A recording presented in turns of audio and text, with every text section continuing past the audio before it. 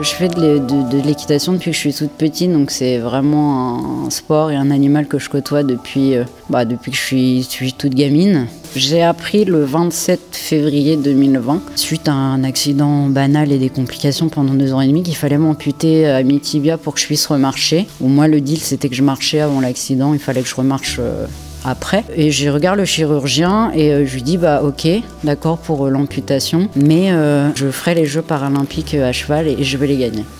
Pour préparer au mieux cette échéance, il faut que je me prépare correctement physiquement. Je m'entraîne 2 fois par semaine à la salle avec Nordinata et Brice Ordon. J'ai aussi une séance par semaine d'équithérapie aux écuries de Missy. Puis après, 1 fois par semaine, je m'entraîne ici aux écuries de la Champagne à Trénou pour commencer vraiment à travailler, à pouvoir progresser et à gagner, tout simplement.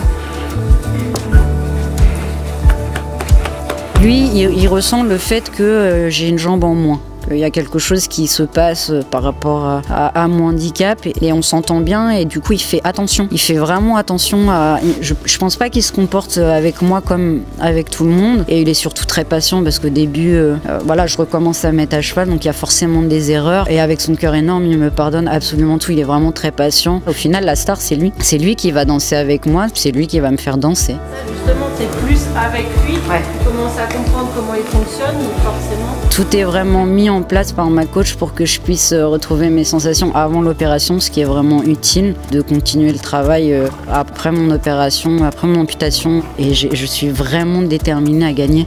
Gagner pour tous ces gens qui m'entourent et qui me soutiennent. De pouvoir représenter sa ville, Orléans et son département, le Loiret, c'est aussi une fierté, c'est quelque chose que j'ai vraiment envie de porter, c'est une fierté qui se retrouve aussi dans le défi que je me suis donné et dans cette représentation-là.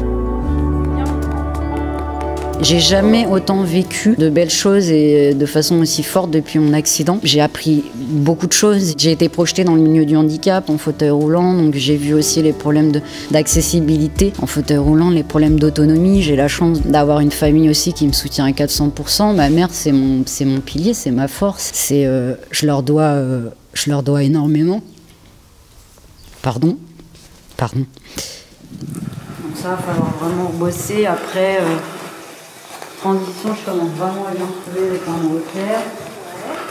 J'ai créé une association aussi qui s'appelle À cheval pour une vie meilleure. J'ai envie de faire connaître l'équithérapie, j'ai vraiment envie de projeter le cheval et le handicap, tous les bienfaits que ça peut représenter, moi tous les bienfaits que ça m'apporte, tout ce que le cheval peut vraiment vous apporter en termes de bien-être, en termes de sentiments heureux, de confiance, de sécurité. J'ai vraiment envie de faire connaître ça, de dire à des enfants ou à des adultes, il n'y a pas d'âge pour avoir des rêves. Si vous avez des rêves, il ne faut pas hésiter à le faire. Tant qu'il y a de la vie, tout est possible. C'est pas parce qu'on est handicapé qu'on ne peut pas faire les choses, on va faire les choses, pas forcément de façon plus compliquée mais de façon différente. Je dirais pas que le handicap est une force, en tout cas moi dans ma situation le handicap m'a révélé une force et une force que j'estimais pas du tout, que je ne connaissais pas du tout en moi.